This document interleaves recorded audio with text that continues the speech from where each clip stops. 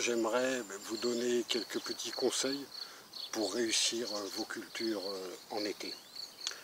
Nous allons parler plus particulièrement d'arrosage. C'est une question importante en été. Alors je vois souvent des jardiniers arroser en plein jour, en plein soleil. Alors c'est une grosse bêtise.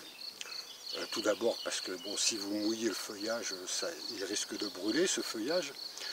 Et puis s'il fait chaud, s'il y a du soleil, eh ben, l'eau va s'évaporer aussi vite que ça.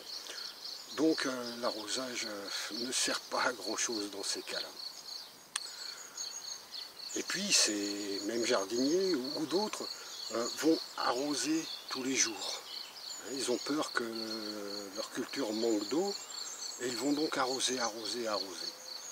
Alors ça peut être nécessaire pour des semis. Le temps que ces semis lèvent, ça peut être une bonne chose d'arroser tous les jours, de maintenir le sol humide jusqu'à la levée. Mais après, pour des plants de tomates comme ceux que vous voyez derrière moi, qui sont déjà développés, il ne faut surtout pas arroser tous les jours. Et d'ailleurs, s'ils sont bien développés, s'ils sont aussi beaux que ça, c'est bien parce que je n'arrose pas tous les jours. Il y a de la floraison, il y a ce qu'il faut au bon moment. Alors pourquoi ne pas arroser tous les jours? Tout simplement parce que si vous arrosez en permanence, donc il va y avoir de l'eau disponible en permanence au niveau du sol, au niveau vraiment à affleurer au niveau du sol. Et les racines des plantes ne vont pas chercher à se développer. Elles vont trouver de l'eau tout de suite, et donc elles ne vont pas se développer, ce qui va de fait affaiblir la plante.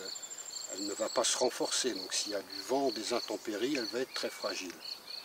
Donc n'arrosez pas tous les jours. Alors après, ça va être en fonction du sol. Donc un sol argileux, une terre lourde, va mieux retenir l'eau. Donc on arrosera encore moins souvent. Dans une terre argileuse, paillée, on en parlera après, un arrosage tous les 10-15 jours est en général largement suffisant. Il faut y aller en quantité, il faut y aller abondamment. Si vous arrosez tous les 10-15 jours, vous allez mettre un arrosoir pour un plant pratiquement, en terre argileuse. En terre sableuse, légère, qui retient beaucoup moins l'eau, il va falloir arroser quand même plus souvent, tous les 5 jours, tous les 7 jours, voire 10 jours si c'est bien paillé et qu'il ne fait pas trop chaud. Donc voilà, il faut s'adapter aussi au temps qu'il fait, bien évidemment. Autre conseil par rapport à l'arrosage, c'est d'arroser au pied. Vous voyez, moi j'ai un arrosoir et j'arrose bien au pied. C'est-à-dire j'évite au maximum de mouiller le feuillage parce que c'est par les feuilles que vont rentrer les champignons.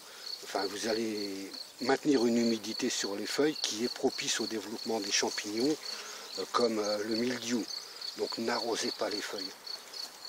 Donc là, il serait bien que j'en supprime un peu les feuilles du bas qui touchent au sol, mais ce n'est pas encore un impératif. Et donc, ce qui est aussi vraiment important en matière d'arrosage, d'économie d'eau, on va dire, c'est le paillage.